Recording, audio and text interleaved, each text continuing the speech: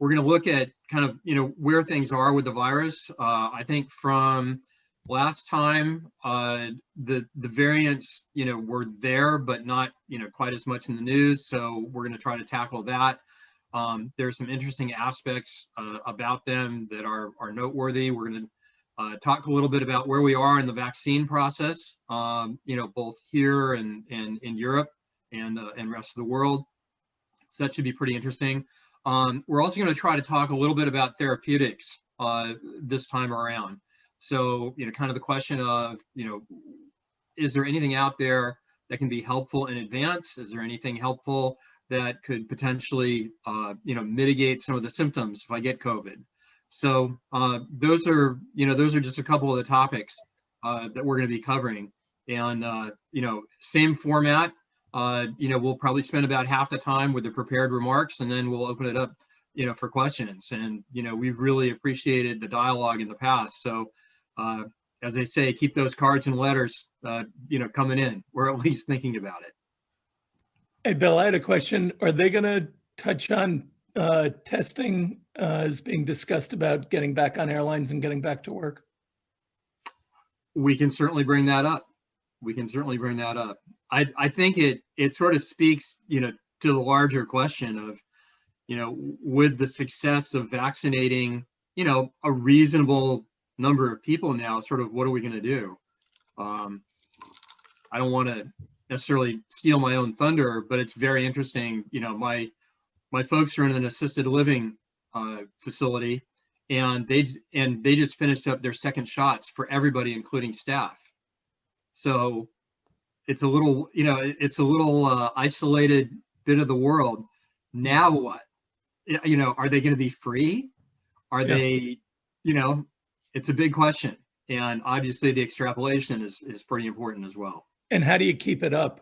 There was an interesting interview with the woman who's the CEO of Clear, which is what Delta uses to get through. And they were talking about, are they going to be one of the answers to tracking for airlines and stuff, who's vaccinated, who's not, and the like. So it's going to be fascinating how that plays out. Yeah. Vaccine passports. Yeah. Papers. I just want to say about mentorship. Leslie and I have been talking about that. We had a good session yesterday, looping in Jonah, who kind of inspired me to bring the topic forward. And my sense is we need to be integrated with the future of education. You have Sarah here. That plays to her book. Well, she turned me on to Leslie in the first place, but I know that education is a primary interest for the entire 361 family. So, or yes, for the majority. Yes, it is. And I actually am looking forward to meeting as a group, because there are a lot of directions right now that we can go in with education. And I'm really, really interested in hearing where people want to go. I mean, mentorship is huge, but I also know there's a lot going on. And it's also, I just want to put out there that with everything going on with COVID, it has become very political. And I know we don't want to be political here, but the conversation about going back to school, teachers wanting to make sure it's safe, it is turning very political. But I think there's a lot of conversation to be had. So I want to know where people want to go. My thought simply beyond COVID and beyond classroom is that I think that some aspect of mentorship begins to subvert classroom-led education, to the point that the world is changing so fast, by the time it gets into the classroom, it's obsolete. That notion, whether we agree with it or not. Yeah, I mean, I'm a huge advocate for mentorship. I think that's so imperative. So I am right there with you, Mike. Thanks. You know that. Well, I think if you're on the call, you're on the cutting edge. That's what 361's all about. I'm always on the cutting edge.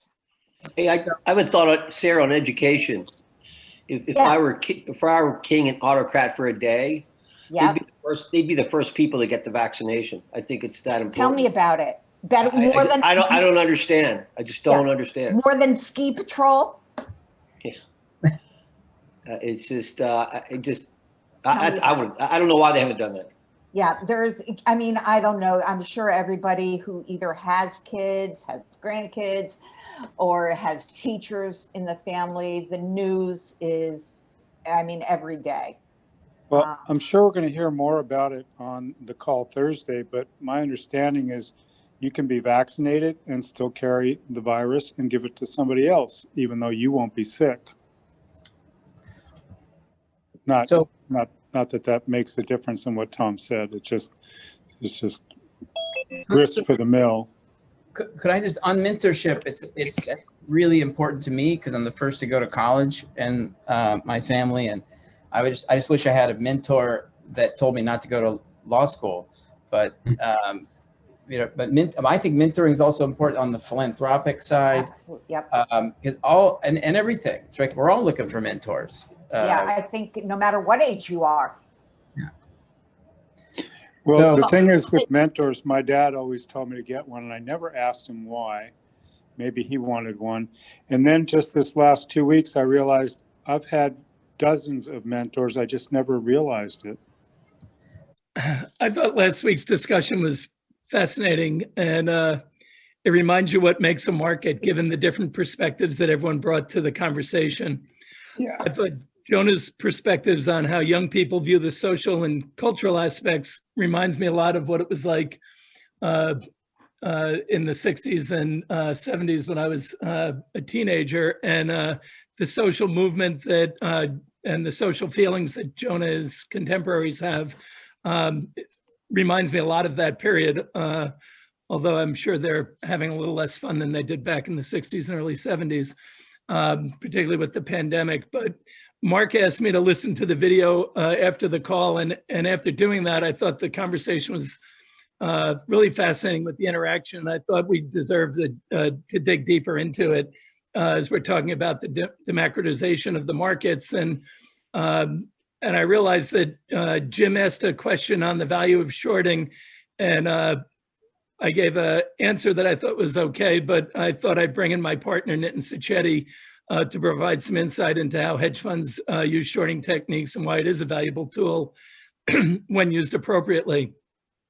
But before we go too deep into the discussion, I'm reminded of something Mohamed El-Erian said last Thursday when he was talking about the action in GameStop, and he was reminded of some early lessons he learned on Wall Street. The first one was, when you're on Wall Street, you have no friends in the market.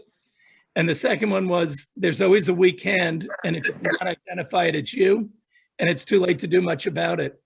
And I think what happened to some of the hedge funds, that they were the weak hand, they didn't realize it until it was too late because their sizing was off.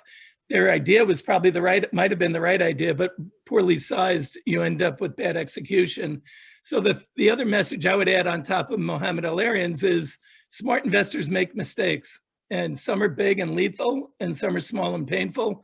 The guys at Melvin are really smart people. They've been very good investors for a long time, but got caught with some bad exposures. And I think it created a situation, and they're not alone, and I don't mean to pick on them at all. There were a lot of people involved in this, but a lot of people, both on the investment side and in the public, made a lot of money and lost a lot of money in what went on. And I think there are a lot of lessons that we can take from it.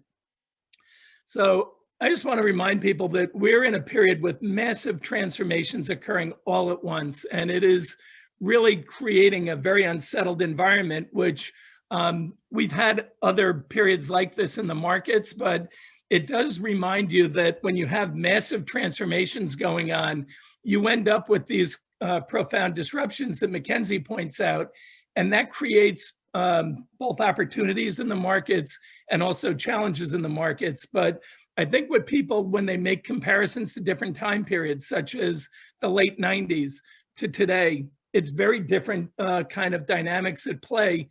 And you have these massive opportunities developing from these disruptions, but you also have some real people who are really struggling to get through this. So for us, we have to keep it in context of what's going on at the time that's creating this uncertainty and volatility that we've seen in the market. So I just want to share with you a couple thoughts about how unique periods are. And this is a quote I love from Ben Graham because it's proven out over time, but as one of the great value investors in the 30s and 40s, he was actually citing the changes that occur from decade to decade in the world we live in and how you have to adjust your processes to the changes in the mechanisms of climate. And I think what Robinhood brought to light is there is a new game in town. It's the retail investor is coming back, and they're coming back in ways that have social implications that are very different.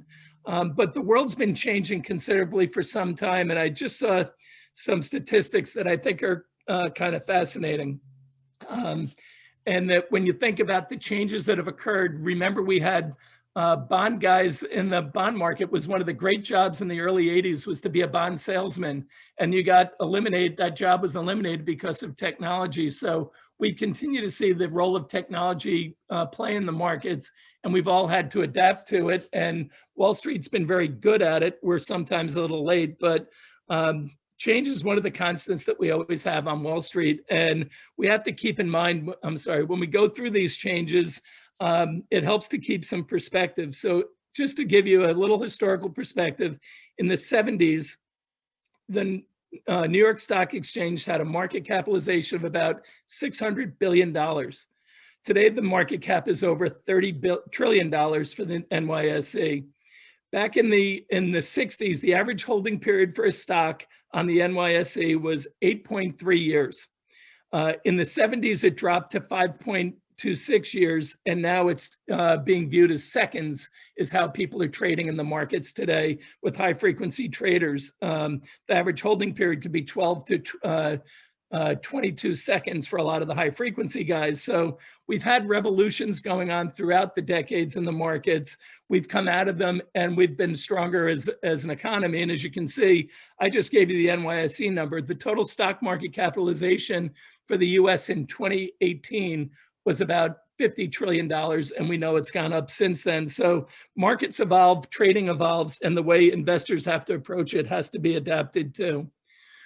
I bring up the balance sheet of the United States, and this is from a great book by Brzezinski that was published in 2012, so written before, and you look at the liabilities and the assets of the US, and in our assets, the overall economic strength, one of the key elements to that is our capital market system and our ability to use the capital market systems to raise capital and put investors in a much better spot, and also put the economy in a better spot because we are bringing in some dynamism by providing the funding vehicles necessary for all types of businesses.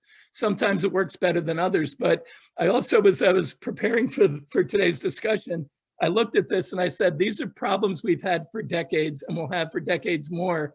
And we're talking about the politics of when he was in the administration, back in the Carter administration, back to an advisor for Johnson. It gives you a sense of, we haven't really moved past a lot of the problems, but our strengths remain quite relevant too.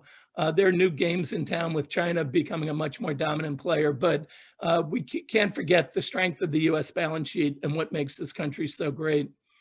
I want to talk about the functioning of the capital market system though, because in the conversation last week, there was a lot of discussion about sticking it to the man and, this is the revenge of the retail investor and all that. We've had those revolutions before, and this one may be different, it may not be, but it's important to keep in mind why we have the capital markets and what the proper functioning allows for. It connects savers and investors in ways that allow us to seek higher rates of return and seek appropriate risk-adjusted rates of return. It allows for capital formation. We need to get businesses started. It's one of the strengths of the US is small businesses, and they need capital, and that's what the markets provide. It regulates security prices, which allows to avoid some of the problems we had in the last couple of weeks with this excessive volatility, but that may just be a blip that we're going to deal with, and regulators are going to come out at this. The lawsuits around this case are ready for class action suits prohibiting trading to happen versus the other side where there may be lawsuits from the government about some of the providers, whether it's Robinhood or some of the others, were they giving the right information and are we positioning investors the right way? These are all questions that are going to be answered. But when you think about the reasons for the capital markets and the functioning, it's not about the casino, it's about providing a foundation for the economy to grow and help people, both wealthy and poor, get a better life, which is what the US has been about. Most of the developed world, most democracies are about. Having a strong capital market system is fundamental. And I think we're going to see some changes coming very quickly from the regulators in this area. So I just wanted to give that background, but I want to turn it over to my partner, Nitin Sacchetti, who joined us back in August. He was a big hit for 5G. He's going to be working with Simon on the 5G breakout that we're doing again. But Nitin wrote a book on shorting called Downside Protection, the Process and Tenets for Short Selling in All Market Environments. He's a manager of the Papyrus Fund for ARS, which is a long-short TMT strategy available through the 361 family. And we'll bring some real insights from practical from the side as Greg did last week and others. So Nitin, I'll turn it over to you. Okay, thanks, Stephen. Yeah, so just on the slide here, we thought it would be helpful to just talk a little bit about, the different types of equity shorts and just sort of what do they accomplish. So, obviously the most well-known and sort of what we hear the most about in the media is really the fraud shorts. And so that are, that's Jim Chanos exposing Enron, as Stephen's mentioned before. It's some of the more recent, exposing of Valiant and just some of the business models out there that aren't that regulators might not have realized are fraudulent. So clearly, again, you see a lot of press and you see a lot of sort of public short sellers like Muddy Waters come out and Citron come out and look to expose those sorts of shorts. Aside from that, and again, this just focuses on equity shorts, you have pair trades. And so pair trades will effectively isolate certain business factors. And so, some of those business factors essentially being, one business and another business are very similar. One is slightly weaker than the other. One has a better product than the other. So what is the way that you isolate sort of that misvaluation and you isolate that factor that provides you with alpha without taking any real market risk? And so a lot of large investment funds that run market neutral exposure, the SACs, Millennium, Citadels of the world really do a lot of pair trading. And they sort of lever up those pair trades too, in order to kind of get some extra, alpha out of the factor that they're looking to exploit. Another type of way shorts are expressed for share class ARBs. So, you often have two share classes. One might be a super voting share class. One might be in one country versus another. And sometimes, you have a lot of situations where companies are looking to collapse a share class because, it's not efficient to necessarily have two, or if there's a large delta between one share class and the other, the company will sort of step in and buy one share class, buy back one share class over the other in order to sort of reduce that ARB. And you're seeing that with sort of Discovery, which was one of the companies that was marginally hit last week by by the Reddit threads, and you effectively had the company come in and buy the share class that, wasn't squeezed up.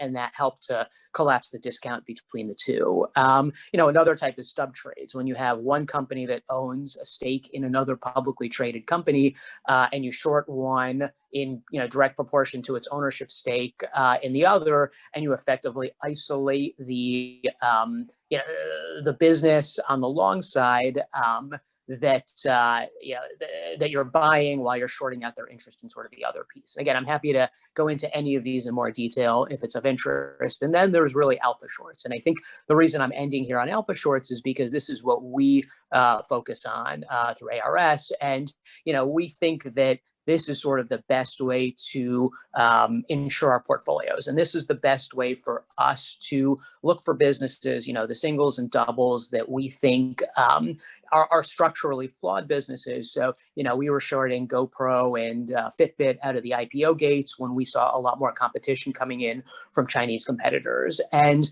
we think that the value of sort of these alpha shorts is that, it gives us the opportunity to buy portfolio insurance on our overall portfolio. And I'll get into that in a little bit more detail on the next slide. But, putting it all together, as Stephen mentioned before, what do shorts do and, why do people short? We think there's value for the market in terms of sort of the ability to uncover fraud and point regulators to fraud, to provide better market price discovery, liquidity, and more than anything else, as Stephen said, the markets are sort of a means to provide capital to more efficient places. And we think, shorting and identifying, especially these alpha shorts in terms of the flawed businesses and putting, causing those businesses to potentially go down and having some pressure in those businesses is really what allows capital to more effectively flow into, the most productive means.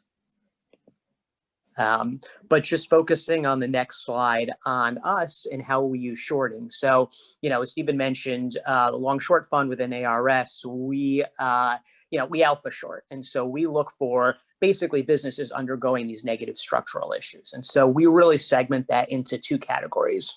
The first is what we call first mover degraders. And so that's, again, it goes back to sort of the Fitbit and GoPro example, where we're looking for the single product businesses that we think was sort of that innovator, and it's undergoing that innovator's dilemma now, where, you have better capitalized competitors that are stepping in and offering better products, products with better distribution, and usually are lower in the cost curve, so they're undercutting on pricing. And often what happens in these innovator dilemmas is that, you have a very high multiple on these particular stocks just because they have been growing fast and, they are the leader in their space. But we're looking to identify the businesses where, we think that's changing, and the market hasn't really realized that. And then the second bucket for us on the alpha short side is really what we call kind of the short tails wagging the big dog. So that's essentially businesses where we think the tail of the cash flows is a lot shorter than the market expects. And so you often have secular, and I think this is one of the most interesting places to look for investments overall, is that, and I think GameStop is a very good example of that, where you had, Stephen and I have talked a lot about this, but you have very smart investors on both sides. You had the Michael Burry and other sort of longer term investors looking at the GameStop business and saying, well, we think that the cash flow tail is a lot longer with this used games business than the market realizes. And then you had sort of the Melvins of the world thinking the company would file in the near future. And so we're really looking for those situations where we think that, cash flow tails are a lot shorter than the market realizes. We were never really involved in GameStop particularly, but I think it does fit into sort of that second category, assuming you believe that on the shorter tails. To Stephen's point earlier, risk management is so important on the short side. And how do we think about risk management? We really think about it in position sizing. So, for us, I think that the issue you have in shorts is sometimes, they can get away from you before the thesis is really worked out. And I think that's because a lot of these alpha shorts tend to be, small, dicier businesses. And so I think our thought process on that front is we really risk manage through position sizing. And so, if we're shorting 30 to 50 to 100 basis points of our portfolio, if a stock doubles on us while we're waiting for the short thesis to play out, we can really withstand that volatility and hold through the ups and downs. We've kind of seen a lot of those examples. Some have worked, some have not worked. But we just think that, if it doesn't work and you kind of get that sort of a drawdown where you think the thesis is changing and you need to move on, at least if you're, shorting the name in small size, you can sort of cover and move on. In a situation where you're potentially going to lose money and your thesis has really changed. The other thing I think that's really important is focusing on the metrics that Wall Street focuses on rather than simply valuation. I think it's sort of a misnomer in the market that, you go long low valuation stocks, short high valuation stocks. And I think the reason why this is so important is, especially right now when you have all this capital flowing through stimulus into the market, it's really hard to just short on valuation because, if you were short sort of alternative energy or EV stocks, some of these valuations and some of the direction the companies are going are they're sort of in very different spots. And I think what we have to do and what we're focused on is really those metrics that Wall Street follows. And so we're short certain businesses that have gotten sort of a one-time benefit from COVID, and regardless of the valuation, we think that in the next 2 years, as the world reopens and some of these businesses see subscriber shortfalls, or they see sort of some of the e-commerce distribution businesses see a reversion back to people sort of buying in stores. We think that that following those metrics, which has caused the stocks to go up in 2020 and early 2021, will sort of reverse themselves over the next few years. And you even see this with something like Tesla, where the metric that people have really been focusing on has been the volume growth and sort of hitting the targets on the number of cars that they produce a quarter or a year. And so if you shorted just on the valuation, you really would have been in a lot of trouble because they keep on beating, those metrics. Finally, the last thing we like to really look at and we think is just so important is following insider selling. And so, when insiders are really aggressively dumping their stock, that usually means something to us. So again, it's sort of a mosaic of all of these things, putting them all together, risk managing appropriately, figuring out timing. And, we think that, again, this provides us an insurance policy. So the last thing that I'll leave you all with is that, when we've talked to school endowments and pension funds, and school endowments, especially in 2020, when they were talking to us about their liability side, and where they had to, they weren't furloughing employees, and they had to return spring 2020 room and board to students or refund that to students. They had a lot of liabilities. And when they see, 30-40% drawdowns in their equity portfolios, like they saw, through March of 2020, it's really hard for organizations like that. Same thing with pension funds, same thing with, family offices that have to sort of distribute cash to heirs of we were talking to a family office about a year ago, same thing, where they, when the market was drawing up and down, they were getting sort of nervous or irate phone calls from some of the family members because, they really needed to continue distribution. So we look at it as portfolio insurance, right? Where, we are hopefully not losing a lot of money on the shorts in the up years if we're shorting properly based on, these metrics we've laid out here on the slide. And what we think is that portfolio insurance, hopefully, again, in those up markets, we don't pay a very big premium for it, but in the down markets, it really helps us to cushion the losses from the longs. And I think that's what's valuable, again, to some of these LPs that have short-term liabilities, and, they can't withstand, 60% drawdowns when they have to sort of pay out, a portion of their capital pool every year. So again, that's kind of generally how we look at shorting. And we really do think it plays a valuable sort of part of an investment portfolio. Thanks, Nitin. And Jim, that was for you to give you a better answer than I gave you last week. So appreciate it. At any point when I'm allowed to ask questions, I will, but I'll reserve till for now. We're there now. So market's open for questions. And Jim, if you have the first one, go right ahead. No, so and thank you very much, Nitin. I appreciate that, and for sure. I mean, I totally appreciate the value of a short from a hedged perspective, from an ARB perspective, from an insurance perspective, right? I mean, no question, it's value to an investor. But I think my question last week and still this week is, what is its? How do you draw a line between shorting and aiding the economy? And I don't think you do. I mean, it's not saying that it doesn't have value for the investor. My capital markets professor at Harvard was a phenomenal guy and became vice chairman of the Fed after he left. But And so I studied at his church for 2 years, and I agree with it.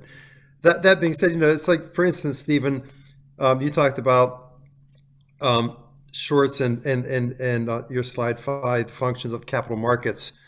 But prior to that, you also said that the average hold of a stock today is 12 seconds or something like that. For high frequency traders. Yep. High frequency. So I don't really draw a line, right, between the capital markets being dominated by high frequency traders with minimal hold periods and the contribution to the economic growth. Back 8.6 years hold time, people bought AT&T. They provided capital to AT&T. They invested, kind of, if you will, in the company.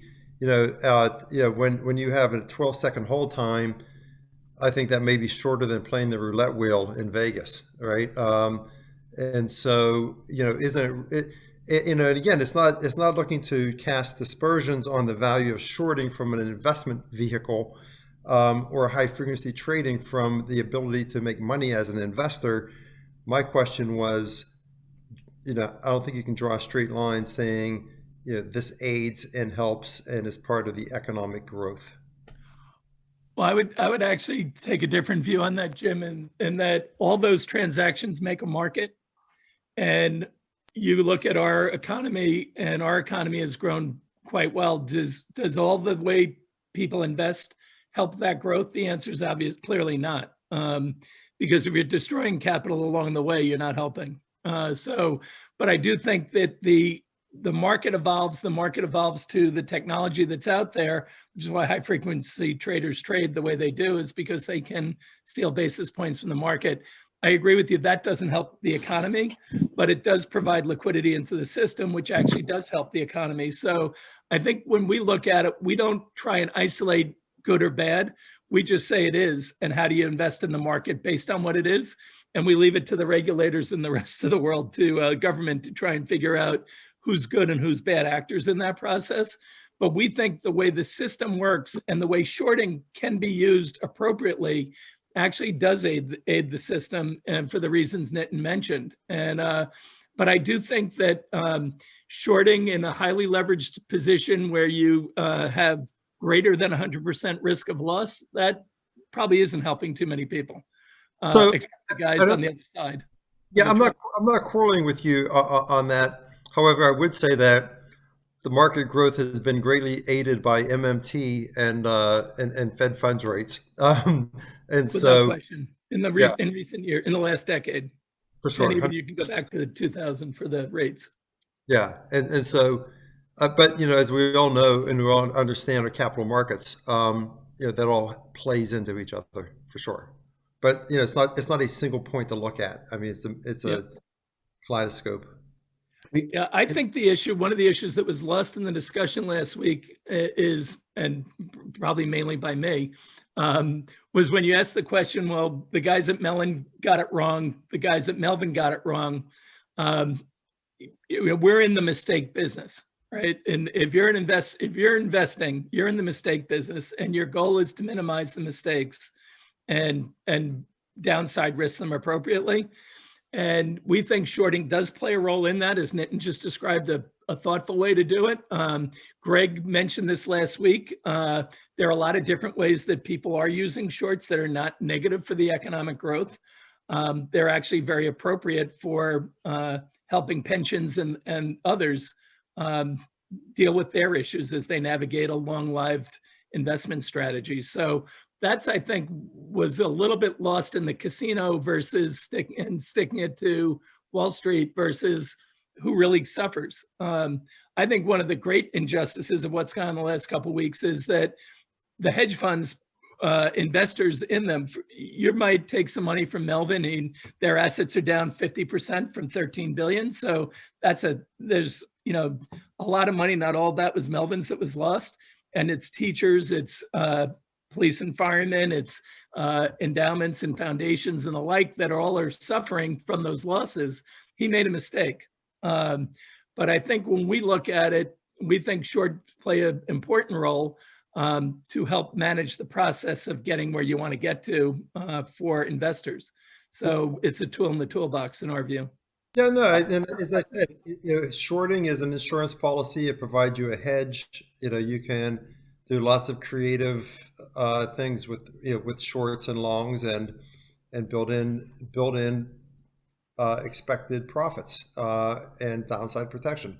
No question about it. I'm not quarreling with that at all. Well, let's. I would just add very quickly. I would just add one last thing: is that look, I mean, when you insure your house, right? What is that providing economic productivity? Yes, it is, because it allows you to plan better and avoid catastrophic loss. So you can sort of look at shorting as the same thing, where it's that insurance policy that provides some sort of a support against a catastrophic loss in a portfolio. Well, if I could add one more thing, it's Duncan. If you go, there's some real life examples of where, this view against shorting hasn't benefited the companies themselves. During the financial crisis, one of the things the Europeans try to do is they tried to legislate against the shorts on the bank stocks there. And really all that did in the end is have them continue to hide the bad loans on their books and not correct their poor practices. And look 10 years later where we are. The US banks have recovered really well. They made a lot of hard decisions and the European banks didn't. And their defense was to try to stop the shorting. They were trying to stop behavior instead of solving their own problems. I just offer that up as an example going back to a previous crisis. Sure. That I think is interesting. Right. I can add a few things to maybe technical details, unless everybody is tired and wants to go along. Simon, your camera is on. I'm not sure what it's on. Your hand? My camera is on me, but I'm not sure who I am. So I'm off. So I will add a few technical details in both, which will benefit both arguments. So historically, there is a very telling chart which basically shows the growth of GDP, global GDP, before and after invention of capital markets in effectively initially Netherlands and then in England. So you can see this huge hockey stick, as we call it now, taking off right around that time. And so you can clearly see the importance of capital markets to the capitalist economy. Now, when it comes to shorting, what we're discussing are very different things depending on the period, because just as in everything else, there were different vogues and different value to the economy. So I will start with just mentioning the fact, which all of you know, that the whole idea of hedge fund comes from this alpha hedging, alpha shorting, where a fund manager would take a big position in a stock he or she favored and short the position which he or she didn't like. And that's how Soros, who was one of the pioneers in the field, started making money and still makes money. So that's something which really crystallizes the economy. But then you immediately gap to what we have today, and you realize that according to many calculations, the fundamental principles which are underlying the idea of alpha hedging and alpha shorting, the fundamentals lead in 8% of the cases, 8%. The rest of it is technical factors. So that kind of reduces the long-term value of any capital markets tool, which we developed over the years. And then one asks the question, why? And that's something which is very interesting in this situation. And please, Nitin, I stand corrected. Please correct me. I'm just giving a little bit different framework. So the way it works is the following. The guys who, Robin Hood crowd, or rather Robin Hood itself, makes money by providing free access to the markets to retail, but they charge high-frequency traders, which basically means that the high-frequency traders, those very guys who keep the position milliseconds, they basically benefit from arbitraging the orders of real-time people with systems. And this is a huge industry. But then when these guys have their system, systems not only in execution but also in projection mode. And in projection mode, somebody who can make an operation in 1 millisecond, which is 100 thousandths of a second, will arbitrage somebody who has a slow latency and makes a projection, makes execution in 1 millisecond, which is 1/10,000th of a second, so 10 times slower. And they do it using technical analysis. So effectively, what I'm saying is the following. When the market is in the range, all the high frequency trader trading system does, it arbitrages the spread. The retail pays a little bit wider spread and they collect a little bit shorter spread, and on those tiny pennies, they make billions of dollars. But when they start seeing that the market is trending, they jump on the bandwagon and they start increasing the position and selling the stock, or basically covering their positions later, depending on their view on the trend. And then there is a second group of people who picks up the signals of the trend. These are already arbitrage traders.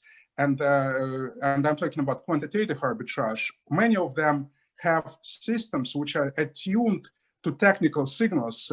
For those of you who are not in the financial industry, technical signal is nothing but a movement as reflected on the chart. So you see something is going up and the system says, oh, this is a trend. If you buy now, the trend will continue, it will go up. And that's it. There's no real fundamental understanding except for sensing the momentum. So these guys also have trillions of dollars. So when the first group of people stops, the second group of people jumps in. And you saw the crashes which were created when the stock market, I think in 2012, collapsed 7% because of this arbitrage guys. No fundamentals. So that's where the problem is with the value to the economy. These guys do nothing, but they react to the trend and they amplify it. Thank you. So just to build on the very solid foundations of what Stephen laid out and what Simon said, right? So I would add to Stephen's first slide is the fact of, let's not lose from sight why we invest, right? Economic entities are out there to match assets and liabilities. And that is the basis of why we invest, right there. There's future set of liabilities that you have to meet, and you have to figure out how you will meet those with the group of assets that you have today. How those will compound, whether you're a business, whatever you are. Second is, for those of us who learned about finance in the analog age, learned that the foundation was there's three classes, right? There's investors, there's hedgers, and there's scalpers. And that's exactly what Simon just said, and what builds on what Stephen just said. Essentially, the times have adapted. The digital age have brought us high frequency traders, but they're still scalpers. That's what they are. They operate for a certain reason that has nothing absolutely to do with fundamentals and everything to do with very slight deviations from prices in two different venues, perhaps, right? And then you arbitrage that. And arbitrage has always been the ability to make a sure profit, right? If you're taking risk, then you're generally not doing arbitrage. Then you have risk arbitrage, which is essentially quantifying probabilities of something that will happen or not. But I mean, we're essentially doing the same thing. We're doing it at a much faster pace than we used to do it before because of the digital age. Other thoughts, perspectives, questions? Hi, this is Steve Trakoff. Can you hear me? Yep. Hi, Steve. I've got a question for Nitin and Stephen. It's been my experience in looking at private equity funding management groups that a management group will actually go through 20 or 30 potential projects before it decides on one. I would just want to take that analogy to, how do you identify shorts? How many do you throw away into the wastebasket, or do you continue to monitor? Is it a ratio of 1 to 20, 1 to 5, 1 to 100? And second question is mode of entry. How do you decide on that? We've talked about technical analysis here, but I'd just like to hear more. And Nitin will answer that. Okay. Yeah. I take the easy questions. He gets the hard ones. I think we're always looking for interesting shorts, and the nice thing is we have such a large team at ARS is that even during this call, I think 3 ideas were sort of bounced off one another. We bounced off each other over teams. So I think that's one way is we're all just sort of reading. We're all thinking about the market. We're all thinking about how it's moving based on the outlook and deciding accordingly. And that sometimes interesting businesses kind of pop up as shorts. We screen. And so, one of the most interesting screens that we run on the short side is a screen where we look for insider selling after a 20% plus move down in a stock because, based on, some sort of news, because, we know that if insiders are still selling after a drop, that means, it sort of fits the cockroach theory where, that's sort of the first step on a long way down. We also just do general insider selling screens. We do, valuation screens with some sort of working capital nuances to it. There were probably 3 or 4 other great short sellers that, I speak to pretty regularly, and we all kind of scale our research amongst one another. So I would say to actually answer your question with numbers, we probably look at 30 shorts plus for everyone we put on. And I think if you haven't read this book, Diamines, I think it's one of the most interesting books I've ever read. But one of the things that they talk about is how business leaders tend to be able to look mile wide, inch deep and canvas a lot of different opportunities. And when something looks really interesting, that's when they go mile deep and I think that's something that we try to do too, is we try to get a high return on our time by just, canvassing a lot of different opportunities. And when something sort of hits again, some of that criteria Stephen and I laid out, that's when we really go deep. And then that's when we do the real research and, talk to industry folks in, a normal environment, go to industry trade shows and walk the floors. Because I think you get kind of a lot of scuttlebutt when you do exactly that. And you just hear what sales guys think about different businesses without sort of without any sort of kind of CEO who giving you the company line. And so, there's just a lot of ways we do it, but I think the key is we really have a deep funnel and then we go deep when we think something looks super interesting. And I would just add, we start our investment process looking at the macro and figuring out where capital is going to flow and who it's going to flow away from. And theoretically, who it flows away from should be the start of a view on where you might want to short. The problem with shorting, is the guys who do it well know, is you could have the right thesis and the market doesn't allow the thesis to play out. So just getting the area right that it could be under pressure doesn't give you the results that you're looking for. So I think you really have to break a lot of eggs along the way, and you have to be really comfortable in who you are as a manager. Knowing what your strengths and weaknesses are allows you to not get sucked into the problems that where you get on the wrong side of a trade or you can't get out. And sizing for us is really important. We spend a lot of time talking about the sizing, the probabilities of being wrong. And I think that's the key. And too often you fall in love with stuff when it starts working, you don't realize you are the guy who has the weak hand. And I think that's really important for us to make sure we get those elements right. How quickly do you exit a position on a short? It really depends on the time horizon of the idea and how long it takes to play out. There are certain names where it's taken a good 3 years to play out, and we've been shorted for, that period of time. There are other names where they play out within 6 months. We've obviously had losses, and we've obviously had a couple takeouts happen. We've had names where the thesis changed and we covered the short and moved on. So it's really just a function. Again, it's just looking at the individual businesses, looking at the thesis, putting our judgment into play. And I think the nice thing that we have again at ARS is Stephen has obviously, built and run businesses. Sean has sort of seen things from the side of the allocator who's looking at a lot of different managers and how they invest. And so I think that's really helpful for us in terms of just the judgment call and knowing whether or not a business, the thesis is playing out or not. Again, really just, it's all individual company specific. We wish we knew. Getting back to what we wish we knew going in how long we would be short. Make everything a lot easier, right, Greg? But getting back to what Stephen said here, it sounds like you've got two approaches here. Something very idiosyncratic to the company, but also to which way the economic macro situation, which way those winds are blowing. And you weigh both of them. Have you ever identified a good short in which the winds just basically said, don't do this? That's a Yes. good question. Yeah, I mean, I think sometimes you get into a situation. So we were short this company, InventSense, and so they made gyroscopes in the iPhones. So basically, it was sort of in the accelerometer. So it's basically the device that allows you to the phone to figure out if you're going, if you're in portrait or landscape mode, and then it switches the screen.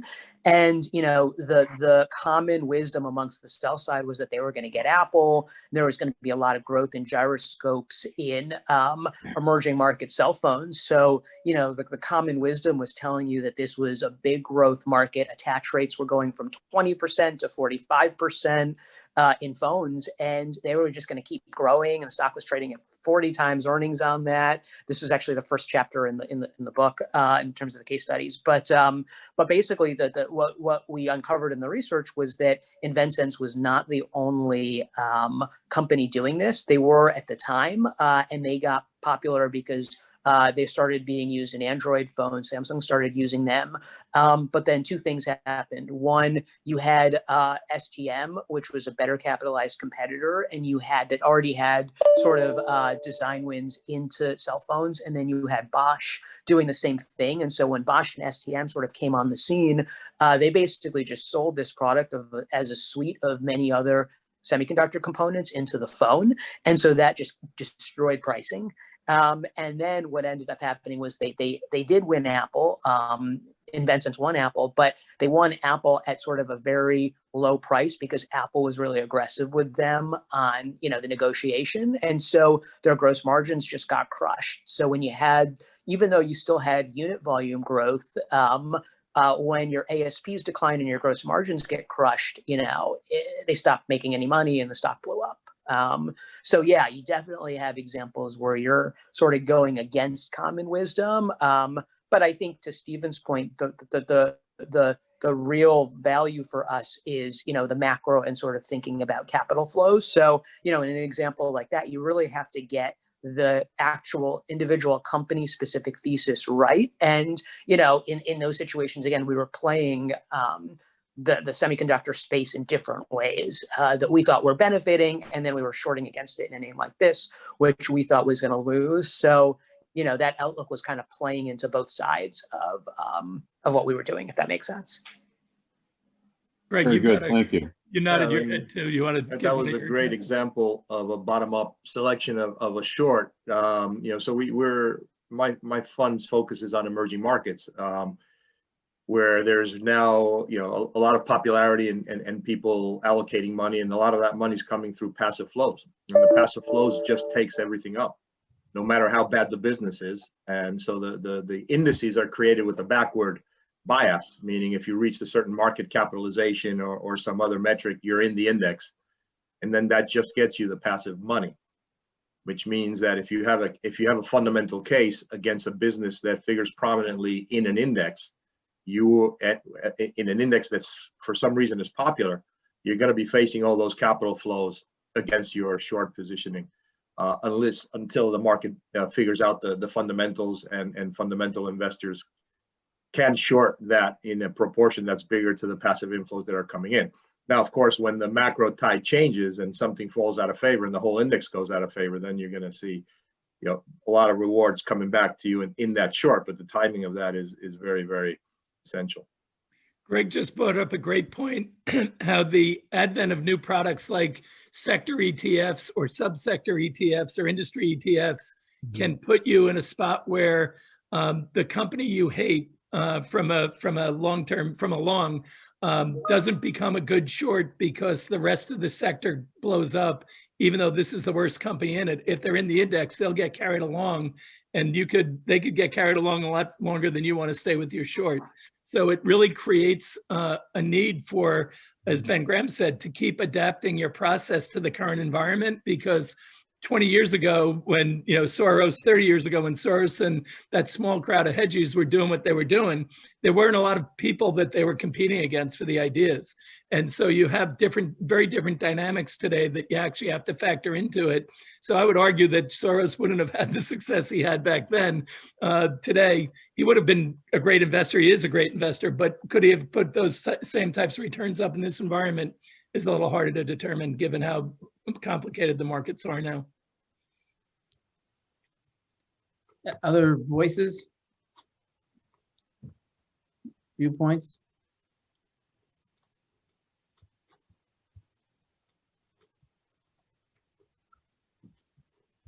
We'll have a new topic for next week, Mark. I'm already working on that one.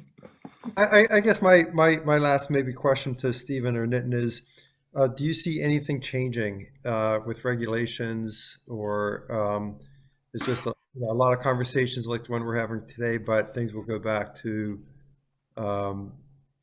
whatever normal is?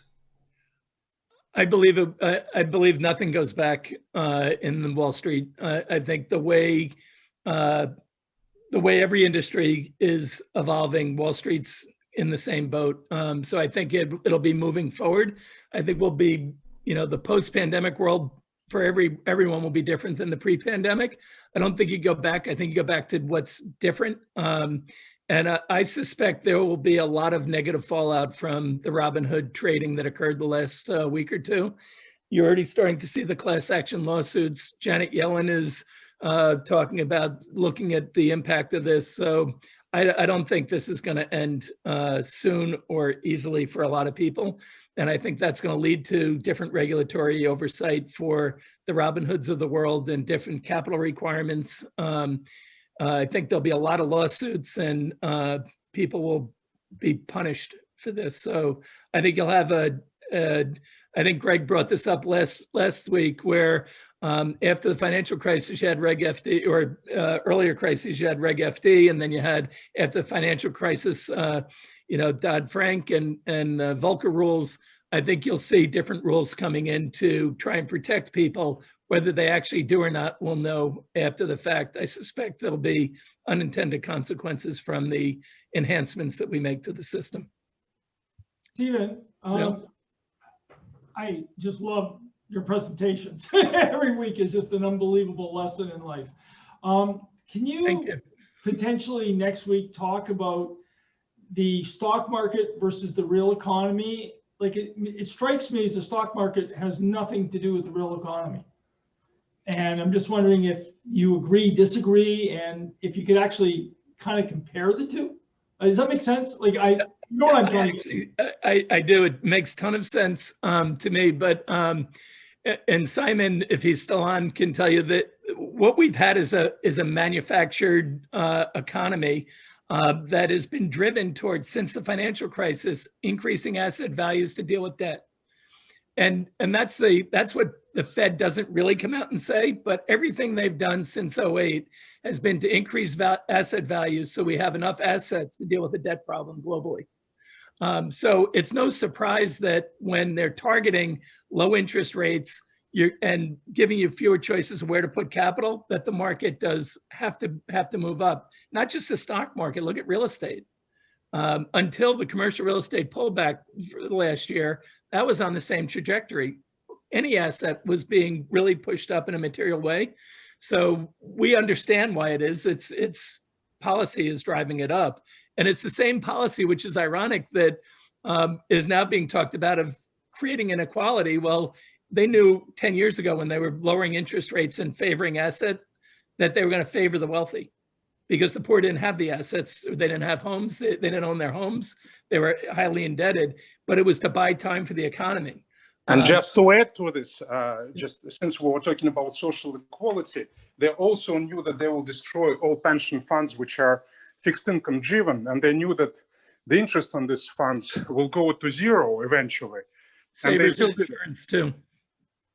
Right. What's going to be the practical outcome? Like, where are the opportunities? Like, if you were living in 1929 and you knew what was going to happen over the next 10 years, you had unbelievable opportunities to make wealth. I mean, there's some some of the greatest wealth was created in the early 1930s, right? So it seems to me, you'd mentioned that, we're living in a very unusual time, a very disruptive time, so many things happening. Everybody kind of knows that Chinese thing, like, you should live in these kinds of times because these are when the greatest opportunities exist. So it strikes me that now, I sort of ignoring the stock market, because I'm not a stock market guy, obviously, but, it seems to me there's a tremendous amount of opportunity to create real wealth, generational wealth at this point. And it's just going to explode next 18 months. Without question, and for our take on it at ARS, we can't speak for others, but for our take, you want to have a longer term time horizon to focus on the beneficiaries of this transformation that's going on, and the digitalization of the economy is going to continue. It's going to wipe out industries and it's going to create new ones. So I think you really want to follow the monetary policy. You want to follow fiscal policy. It's insane. But if you step back, we had a 3% drop in GDP last year, roughly, in the US. We've put between monetary and fiscal stimulus prior to this latest 1.9 trillion or whatever is being talked about, 44% of GDP to the problem for a 3% decline in GDP. So there are mismatches that occur. You have to identify the mismatches. And for us, it's really focusing on the big secular trends. Is if you want to have a generational opportunity to make capital for our style of investing, that's the way to do it. And we think about all these overnight successes, whether it's Zuckerberg or go through any of the greats, they're not overnight successes. They toiled in obscurity for a while, and then all of a sudden things took off 10 years later. So we think that you really want to focus on the long term to build wealth, regardless of what you pick. Real estate's hard to make money in the short term, right? It's really hard to trade real estate. It's not liquid enough. But in the markets, you can make money if you step back and think we're owning businesses, right? That's the business ownership's the way all wealth has been created, whether it's ownership of real estate businesses, ownership of equities. That's where the capital has been really accumulated. So it always goes back to that for us. And then finding the themes that will be long-lived and being able to recognize the change that's coming. I think the big issue and the hardest thing for investors is going to be whether the policies that we go too far in putting too much stimulus into the system and we lose complete control by governments. And that's where the fear in the back of our mind is for the wipeout. But realistically, you have smart people running these things. I think the most interesting thing, and it gets to one of the areas I wanted to talk about, is Janet Yellen and Summers being on the opposite sides of the debate on stimulus right now, which to think that he would be, that Larry Summers would be more aligned with a lot of the GOP right now on the stimulus debate than he would be with the Biden administration, to me is fascinating.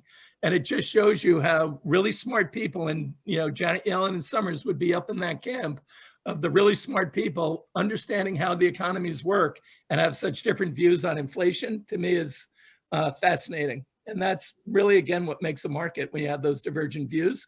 So for us, it's be a longer term investor and focus a little bit beyond the short term stuff, because there's so much noise. Not that money can't be made there, but it's hard to make money in the short term against the guys you're going up against in that space with their technology.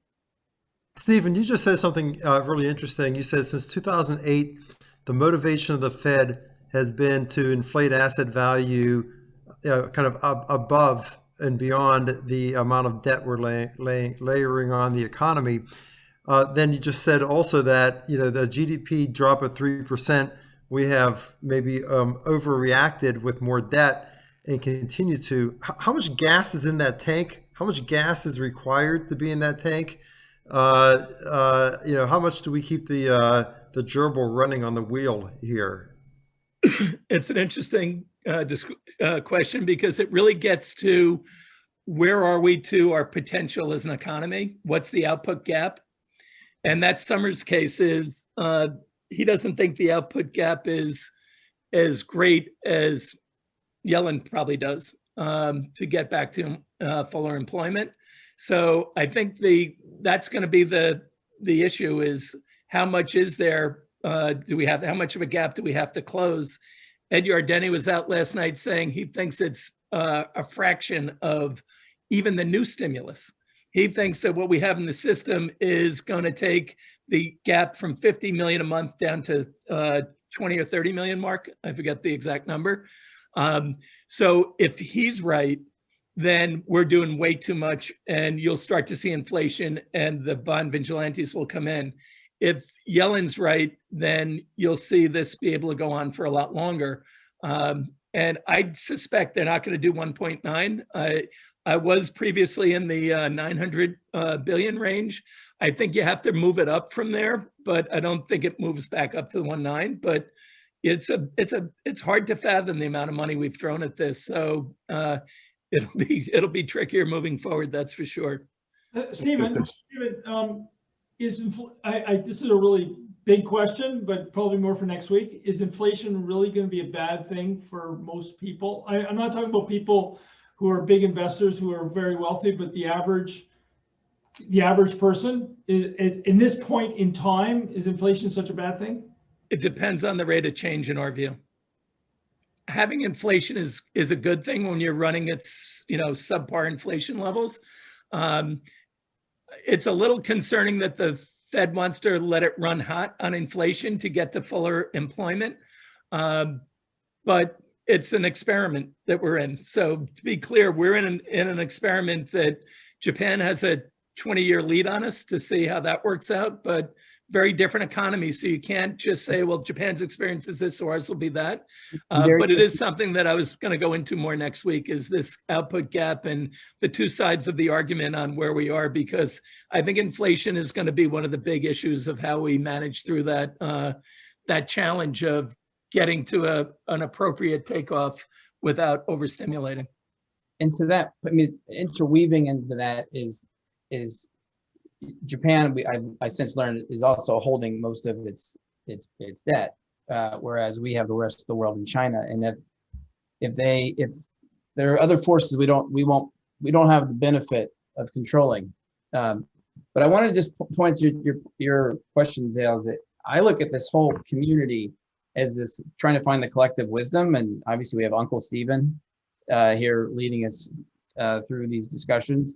But I wanted to also switch gears, because I'm an old school. I'm sort of like I think I know where the question comes from Jim, because Jim's trying to run a business and grow it, and I was investing in specific companies like yours, but you're a little earlier than I would normally.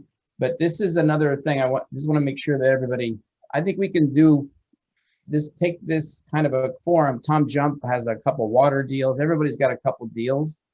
I just have to go run it through compliance. But I love having the macro and having that, your question, like where should you be investing in the publics versus the private?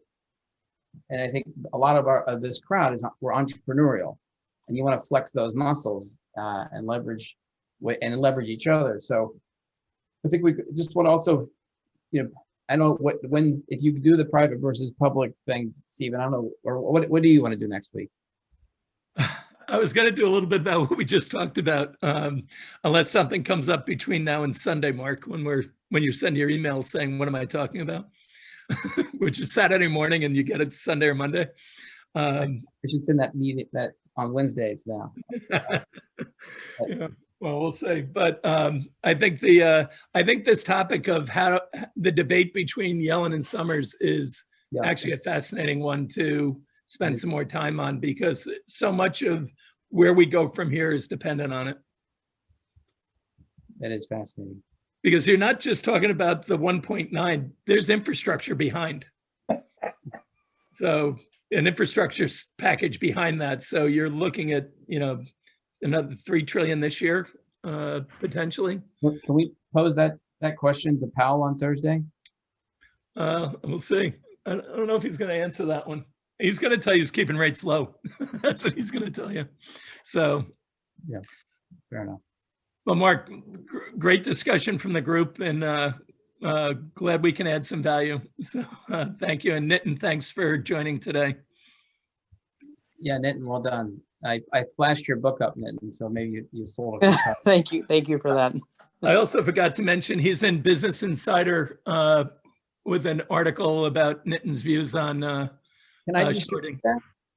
I'm sorry? Can I distribute that?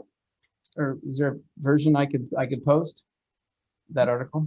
I think so. We have to, Nitin was running it by Kristen, so we'll get back to you on that. Okay. Fair enough. Other thoughts, questions? I was asking in chat, Stephen, the difference between social and societal. You made that distinction on your slide. Yeah, the social for us is the interactions between people, and society is the group as a whole is the way we think about it. So changes between groups of people and changes for the society as a whole is the way we differentiate it. Thank you.